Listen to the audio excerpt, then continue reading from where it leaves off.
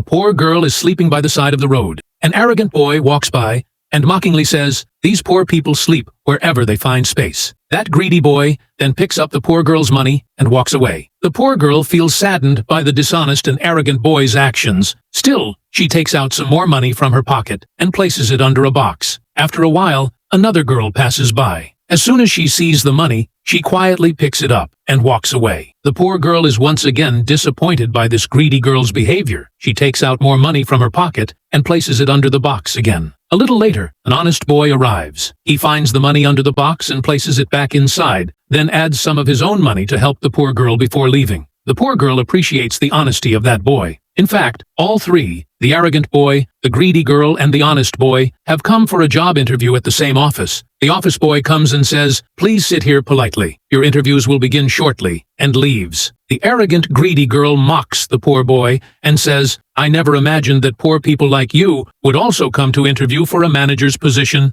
The arrogant boy joins in and says, "I wouldn't even hire someone like you to clean my house, and here you are coming for an interview." The poor but honest boy replies, "I came to interview based on my merit, and my God is with me." Just then, the same poor girl, who was begging earlier, arrives again and says, "I am very hungry. Please give me something to eat." The arrogant, greedy boy begins mistreating the poor girl. He picks up fruits from the table, throws them on the ground, and says, "Pick them up and eat. That's what you poor people are good for." The greedy girl sides with the arrogant boy, and together they drive the poor girl away. But the honest boy shows compassion. He calls the poor girl back and offers her fruits politely. The girl takes the fruit from the plate, thanks the honest and kind-hearted boy, and leaves. A little later, the office boy calls all three of them inside for the interview. As the honest boy is about to enter, the arrogant boy pushes him, making him fall on the sofa, and says, "You poor guy will go in after us." Once inside, the office boy starts collecting documents from each of them and says, "Actually, your interview has already been conducted." Pointing to the honest boy, he says, "He has been selected for the job." The arrogant girl protests, "How is that possible? How could we be rejected without an interview, and this poor boy be selected?" The arrogant boy also says, "We both are far more qualified